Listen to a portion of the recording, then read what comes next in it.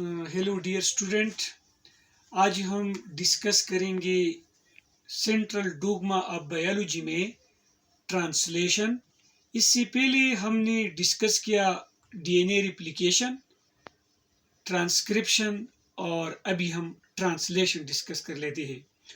तो ट्रांसलेशन हम किस तरह डिफाइन करते हैं कि the formation of protein. Simple definition क्या है कि प्रोटीन की फॉर्मेशन मैसेंजर आरएनए से। मैंने आपको डिस्कस किया था कि ट्रांसक्रिप्शन के दौरान मैसेंजर आरएनए बनता है और ये मैसेंजर आरएनए से जब प्रोटीन बनती है, इस प्रोसेस को हम ट्रांसलेशन कहते हैं। अभी जो कॉम्प्लेक्स डिफिनीशन है, एडवांस डिफिनीशन ये है कि the formation of linear sequence of amino acid from messenger RNA. Messenger RNA ने डीएनए से जो इंफॉर्मेशन लिया है कोडॉन के फॉर्म में, ये कोडॉन एक खास स्पेसिफिक अमीनो एसिड को खास सीक्वेंस, ये स्पेसिफिक सीक्वेंस जो है वो खास किस्म का अमीनो एसिड के लिए जो कोड है वो मतलब आ जाता है, मैसेंजर आरएनए ट्रांसमिट करता है। इस प्रोसेस को हम क्या कहते हैं? इस प्रोसेस को हम ट्रांसलेशन कहते हैं। ट्रांसलेशन की कुछ स्टेप्स है जो आपने याद रखना है। सबसे जो पहला स्टेप है वो है activation of amino acid, charging of transfer RNA, initiation, elongation and termination. सबसे पहले हम डिस्कस करते हैं कि प्रोटीन सिंथेसिस किस तरह स्टार्ट होती है। तो इसमें जो पहला स्टेप है वो है एक्टिवेशन ऑफ अमीनो एसिड। इसका क्या मतलब है कि साइटोप्लाज्म में बहुत ज़्यादा अमीनो एसिड मौजूद होते हैं और वो अमीनो एसिड मतलब अगर एक्टिवेटेड नहीं है तो वो प्रोटीन सिंथेसिस में हिस्सा नहीं ले सकता। सबसे पहले अमीनो एसिड को एक्टिवेट करना होता है। तो क्वेश्चन ये अराइज होता है कि अमीनो एसिड को हम किस तरह एक्टिवेट करते हैं। तो अमीनो एसिड के साथ AMP अटैच होता है तो अमीनो एसिड जो है वो एक्टिवेट हो जाते हैं। अभी क्वेश्चन ये राइज होता है कि ये AMP कहाँ से आते हैं? तो ये AMP आती है ATP से। तो आप इस तरह देखें कि एक्टिवेशन ऑफ अमीनो एसिड में सबसे पहला जो स्टेप है मैं आपको बता रहा हूँ, एक्टिवेशन ऑफ अमीनो एसिड। तो ये एक अमीनो एसिड है। आपको पता है कि अमीनो एसिड में एक अमाइनो ग्रुप होता है और एक होते हैं कार्बोक्सिलिक ग्रुप। तो क्या होता है कि ये ATP इस अमीनो एसिड के साथ अटैच होता है। तो ये अमीनो एसिड इस ATP से क्या लेता है? AMP लेता है। और ये AMP, क्वेश्चन ये राइज होता है कि ये AMP अमीनो एसिड की कौन सी पोर्शन के साथ अटैच होगा, कौन सी ग्रुप के साथ? तो इसका आंसर होगा कि ये AMP जो है ये असल में अमीनो एसिड की कार्बोक्सिल ग्रुप जो COOH ग्रुप है इसके साथ अटैच होता है। तो ये अमीनो एसिड AMP बनाते हैं और 2 फॉस्फेट रिलीज हो जाता है। अभी इस अमीनो एसिड को कि इसके साथ जो अभी AMP अटैच हुआ है इसको हम एक्टिवेटेड अमीनो एसिड कहते हैं। ये एक्टिवेटेड अमीनो एसिड अभी प्रोटीन सिंथेसिस में हिस्सा ले सकता है। अभी दूसरा जो स्टेप है वो है charging of transfer RNA. Charging of transfer RNA का क्या मतलब है? अच्छा, ये जो AMP है जो अमीनो एसिड के साथ अटैच है, ये रिएक्शन कौन परफॉर्म करते हैं? ये एक एंजाइम होता है। इस एंजाइम का नाम है इमाइनो इसाइल ट्रांसफर आरएनए सिंथेटेस। ये मतलब ये रिएक्शन शो करता है। ये एंजाइम अभी मतलब इसके साथ अटैच हुआ होता है। अभी चार्जिंग ऑफ ट्रांसफर आरएनए का क्या मतलब है? तो सपोज ये ट्रांसफर आरएनए का इस तरह का स्ट्रक्चर होता है, जिस तरह क्लोवर लीफ होता है। इसका ये 5 एंड है और इसका ये 3 एंड है। अब ये अमीनो एसिड जो चार्ज हुआ है, AMP इसके साथ अटैच हुआ है, इसको हम इमाइनो इसाइल अमीनो एसिड कहते हैं। ये क्या करेगा कि ये अमीनो एसिड AMP लास्ट करेगा। इसका जो कार्बोक्सिल ग्रुप है COOH, ये क्या करेगा? AMP से लास्ट होगा और इस ग्रुप की वजह से ये ट्रांसफर आरएनए की 3' एंड के साथ अटैच होगा। तो क्या होगा कि ये ट्रांसफर आरएनए अभी चार्ज हुआ, इसको क्या कहते हैं कि ट्रांसफर आरएनए भी चार्ज हुआ। इस ट्रांसफर आरएनए को जिसके साथ अमीनो एसिड अटैच हुआ है इसको हम कहते हैं इमाइनो एसाइल ट्रांसफर आरएनए।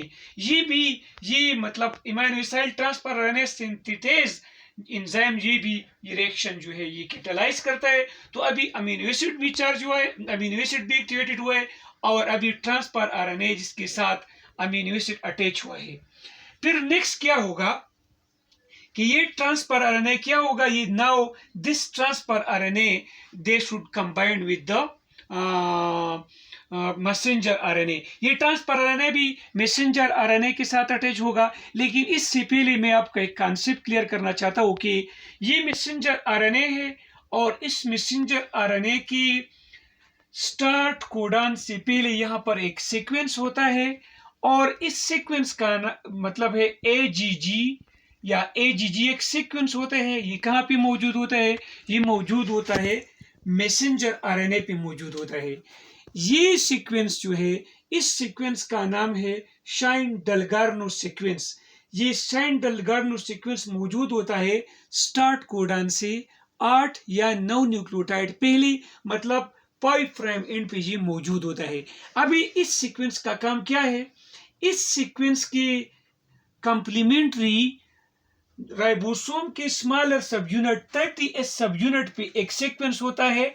इस सीक्वेंस का ये होता है यूसीसी। मतलब है कि यहाँ पर 16S आरएनए होता है और इस 16S आरएनए पे यहाँ पर एक सीक्वेंस होता है और वो सीक्वेंस शाइन डलगार्नो सीक्वेंस के कंप्लीमेंट्री होता है। तो इस सीक्वेंस का इंपॉर्टेंस क्या है कि मैसेंजर के राइबोसोम का स्मॉलर सब यूनिट जो है वो आके इस सीक्वेंस के साथ अटैच होता है। तो राइबोसोमल स्मॉलर सब यूनिट जो है वो मैसेंजर आरएनए के साथ किस तरह अटैच होता है, तो शाइन डलगार्नो सीक्वेंस कंप्लीमेंट्री होता है राइबोसोम का जो सीक्वेंस है इसके, और इसी तरह स्मॉलर यूनिट ऑफ राइबोसोम जो है वो अटैच होता है मैसेंजर आरएनए के साथ। तो एक मतलब इनिशिएशन कॉम्प्लेक्स बनाता है। अभी क्या होगा नेक्स्ट ये होगा कि ये जो ट्रांसफर आरएनए है इसके साथ जो अमीनो एसिड अटैच है ये क्या होगा, ये आके यहाँ पर मतलब स्टार्ट कोडॉन के साथ ये अटैच होगा। लेकिन प्रोकैरियोटिक सेल में ये जो अमीनो एसिड ट्रांसफर आरएनए है इसके साथ जो अमीनो एसिड है इस अमीनो एसिड का नाम है एपमेट फार्माइल मिथ्योनिन। इस अमीनो एसिड का क्या नाम है, फार्माइल मिथ्योनिन।